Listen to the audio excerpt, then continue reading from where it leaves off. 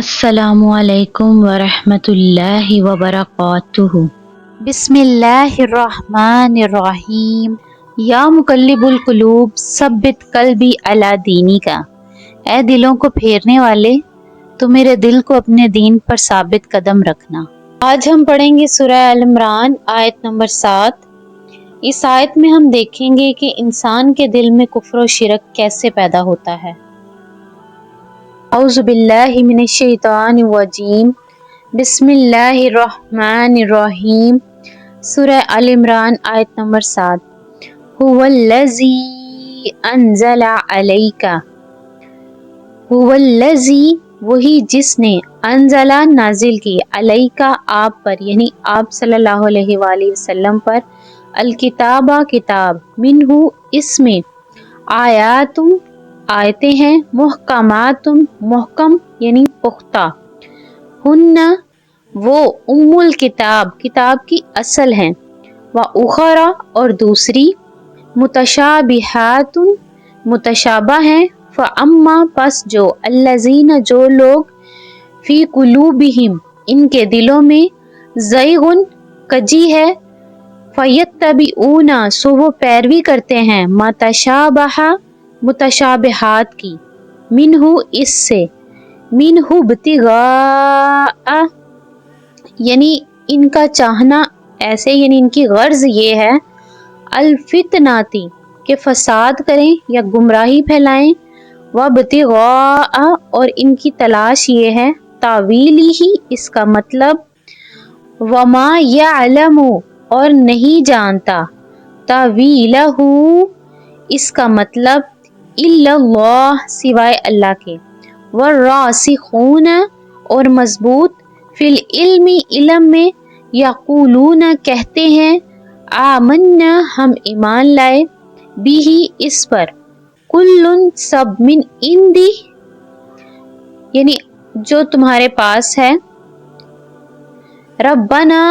ہمارے رب، وما اور نہیں، یذکر سمجھتے، الا اولو الالباب مگر عقل والے۔ اے رسول صلی اللہ علیہ وآلہ وسلم،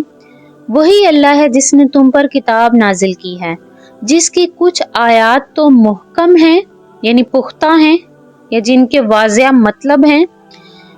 جن پر کتاب کی اصل بنیاد ہے، اور کچھ دوسری آیات متشابہ ہیں۔ اب جن لوگوں کے دل میں کجی ہے یا ٹیڑھا پن ہے، وہ ان متشابہات آیات کے پیچھے پڑے رہتے ہیں تاکہ فتنہ پیدا کریں اور ان آیتوں کی تاویلات تلاش کریں، حالانکہ ان آیتوں کا ٹھیک ٹھیک مطلب اللہ تعالیٰ کے سوا کوئی نہیں جانتا۔ اور جن لوگوں کا علم پختہ ہے، وہ یہ کہتے ہیں کہ ہم اس مطلب پر ایمان لاتے ہیں جو اللہ تعالیٰ کو معلوم ہے۔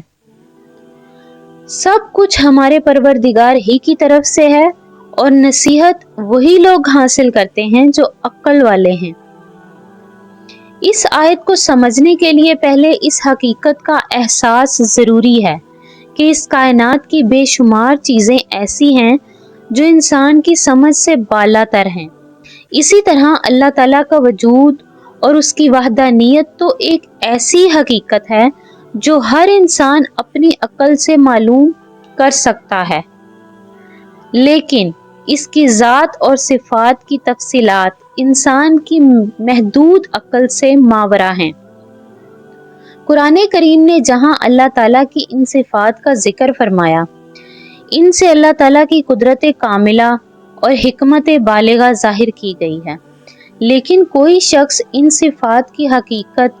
اور قناعت کی فلسفیانہ کھوج میں پڑ جائے تو حیرانی یا گمراہی کے سوا اسے کچھ ہاتھ نہیں آئے گا، کیونکہ وہ اپنی محدود عقل سے اللہ تعالیٰ کی ان لامحدود صفات کا احاطہ کرنے کی کوشش کر رہا ہے جو اس کے ادراک سے باہر ہیں۔ مثلاً قرآن کریم نے کئی مقامات پر فرمایا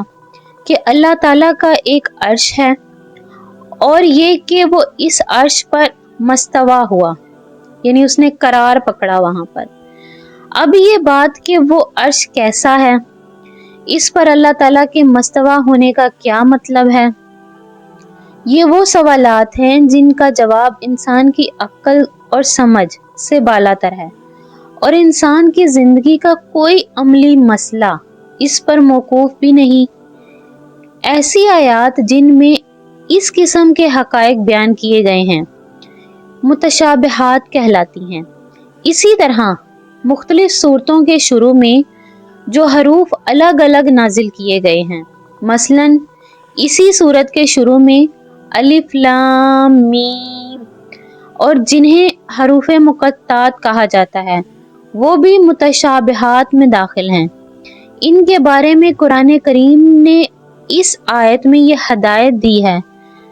کہ ان کی خود و کرید میں پڑھنے کی بجائے ان پر اجملی طور پر ایمان رکھ کر ان کا صحیح مطلب اللہ تعالیٰ کے حوالے کرنا چاہیے۔ اس کے برعکس قرآن کریم کی دوسری آیات ایسی ہیں جن کا مطلب واضح ہے، اور حقیقت وہی آیات ہیں جو انسان کے لیے عملی ہدایت فراہم کرتی ہیں۔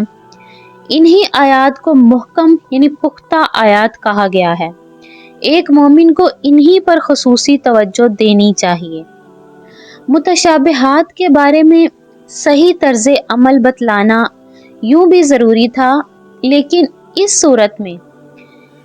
اس وضاحت کی خاص وجہ یہ بھی تھی کہ نجران کے عیسائیوں کا جو وفد ان حضرت صلی اللہ علیہ وآلہ وسلم کی خدمت میں آیا، جس کا ذکر ہم اس سے پہلی آیت میں بھی پڑھ چکے ہیں، اس نے حضرت عیسیٰ علیہ السلام کے خدا یا خدا کا بیٹا ہونے پر ایک دلیل یہ بھی پیش کی تھی کہ خود قرآن مجید نے انہیں کلمۃ اللہ یعنی اللہ تعالیٰ کا کلمہ اور روح من اللہ فرمایا، جس سے واضح ہوتا ہے کہ وہ اللہ تعالیٰ کی صفت کلام اور اللہ تعالیٰ کی روح تھے۔ اس آیت نے اس کا جواب یہ دیا کہ قرآن مجید ہی نے جگہ جگہ صاف لفظوں میں بتایا کہ اللہ تعالیٰ کی کوئی اولاد نہیں ہو سکتی، اور حضرت عیسیٰ علیہ السلام کو خدا کا بیٹا یا خدا قرار دینا شرک اور کفر ہے۔ ان واضح آیتوں کو چھوڑ کر کلمۃ اللہ کے لفظ کو پکڑ بیٹھنا اور اس کی بنیاد پر ایسی تعویلیں کرنا جو قرآن کریم کی محکم آیات کے بالکل برخلاف ہیں، دل کے ٹیڑھے پن کی علامت ہے۔ حقیقت میں حضرت عیسیٰ علیہ السلام کو کلمۃ اللہ کہنے کا مطلب یہ ہے کہ وہ باپ کے واسطے کے بغیر اللہ تعالیٰ کے کلمہ کن سے پیدا ہوئے تھے، جیسا کہ قرآن کریم نے اسی سورت کی آیت 59 میں بیان فرمایا، اور انہیں روح من اللہ اس لیے کہا گیا کہ ان کی روح براہ راست اللہ تعالیٰ نے پیدا فرمائی تھی۔ اب یہ بات انسان کی سمجھ سے بالاتر ہے کہ کن سے پیدا کرنے کی کیفیت کیا تھی اور براہ راست ان کی روح کس طرح پیدا کی گئی۔ یہ امور متشابہات میں سے ہیں، اس لیے ان کی کود و کرید سے منع کیا گیا، کیونکہ یہ باتیں انسان کی سمجھ میں آ ہی نہیں سکتی، اور ان کی من مانی تعویل کر کے ان کو خدا کا بیٹا تصور کرنا یہ دل کے ٹیڑھے پن کی علامت ہے، کیونکہ مالک کل جو پوری کائنات کا مالک ہے، جس نے پوری کائنات کو بنایا، جس نے بغیر ماں باپ کے حضرت آدم علیہ السلام کو بنایا، اس کے لیے بنا باپ کے پیدا کرنا ذرا بھی مشکل نہیں۔